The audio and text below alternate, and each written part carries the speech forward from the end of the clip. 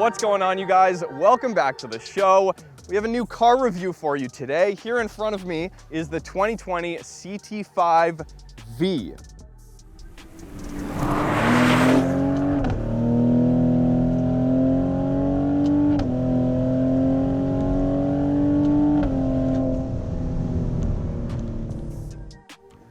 Okay, so the CT5-V, while no, not quite as anticipated or striking to look at as the outgoing ATS-V and CTS-Vs, it is quite impressive in its own right. So under the hood is in fact a 3-liter twin-turbo V6, putting out 360 horsepower and 405 pound-feet of torque. This one is optioned with the all-wheel drive. It's not rear-wheel drive, and it has a few other options which actually bump the price from the base price of $49,700 Canadian all the way up to where this one sits at around 67,000 Canadian. So we're gonna go over all of the details and all of the options you can spec, and we're gonna go for a drive and see how it performs. So let's go.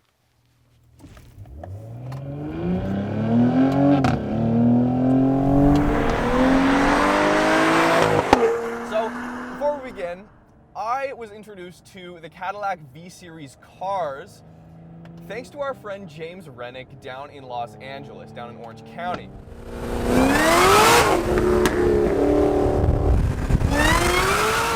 Now, Rennick Performance tunes a lot of the V cars, and when I met him back in 2017, we were driving the cts-v right when it came out, which obviously now is a few years old, but at the time that was $120,000 US car with the C7 Corvette's supercharged V8 under the hood, putting out 640 horsepower.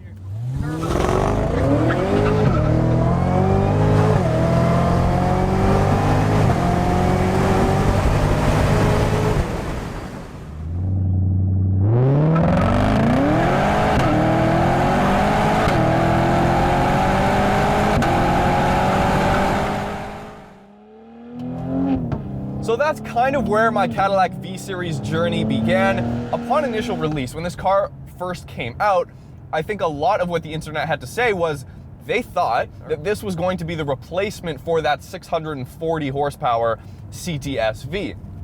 It is not. Don't worry, you guys, Cadillac didn't mysteriously overnight down the cts-v on horsepower by like 250 horsepower. That didn't happen. Which obviously they do not make anymore. They don't build the ATS or CTS anymore. It is fully now just the CT4, CT5, and CT6. As we catch a BMW, ironically enough, this is a direct competitor to the BMW M340i.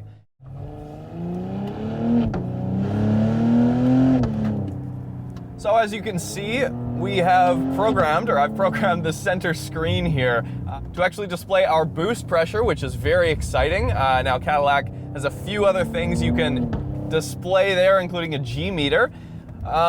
Yes, while not a cts-v, it is absolutely a V car. It is absolutely incredible to drive when you begin approaching those limits and the car does not begin to deteriorate. In fact, it really begins to do the opposite. It comes alive in the corners. And the first thing you'll notice, one of the first things, is the steering in this car.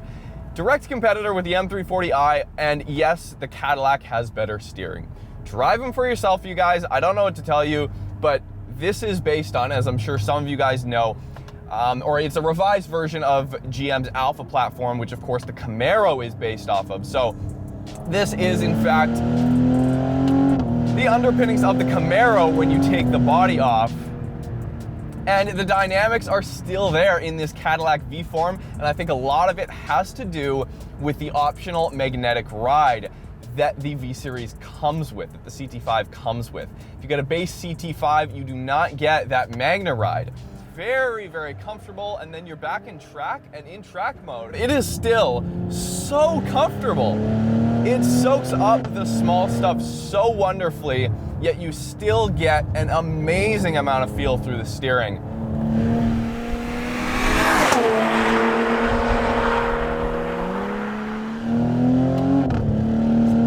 Of course, the CT5 base being a standard rear-wheel drive car makes it perfect for a rear-wheel drive bias all-wheel drive system, which this is effectively fitted with.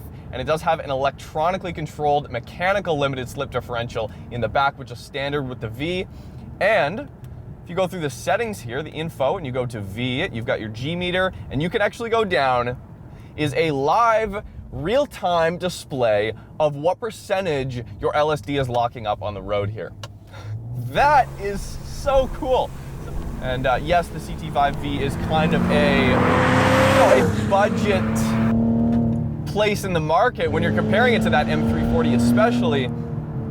So you can get into this CT5-V for $49,700 Canadian base.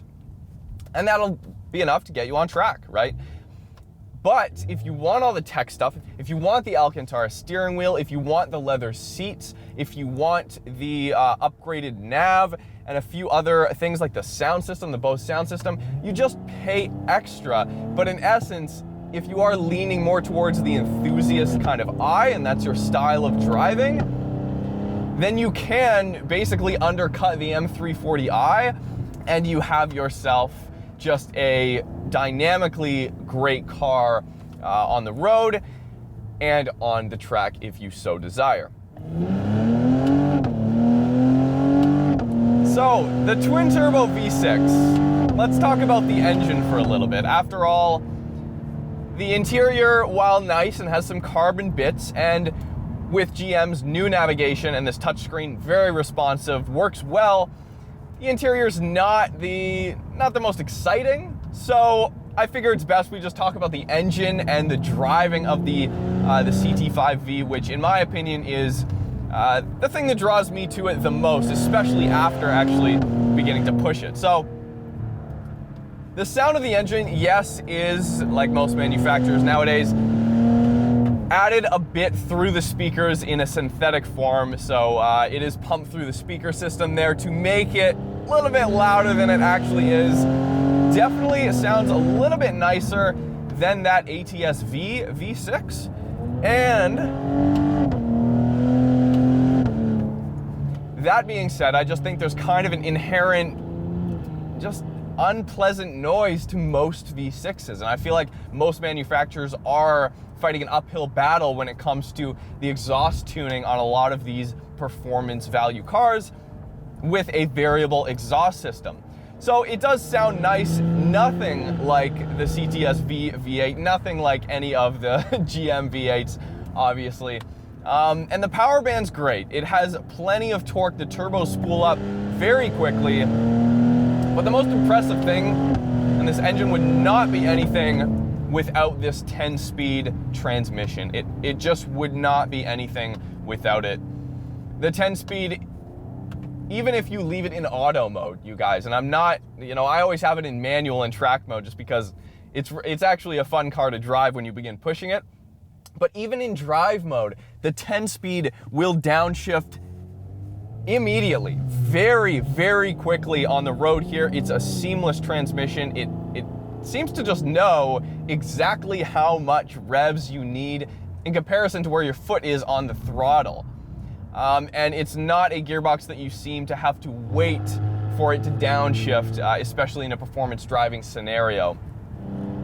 And yes, this all-wheel drive system is very rear bias, and in my experience, every single time that we've been approaching the edge of traction, the rear's been the one to step out first and not the front to begin pushing, which is a great characteristic. And you can tell GM knows that its base user here wants at least a little bit of that cts-v experience. At least, like, give me something here, give me a taste.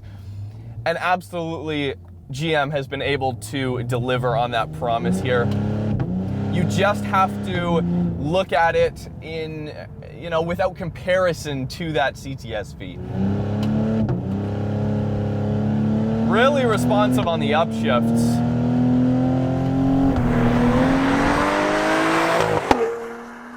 But the transmission's very responsive on the upshifts, little slower on the downshifts.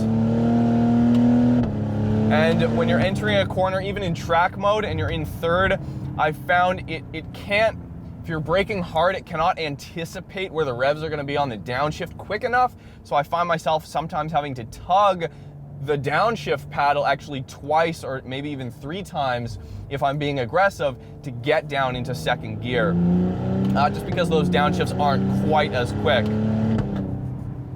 I've given up on mentioning manuals in new car reviews just because basically no new cars are really offered in manual.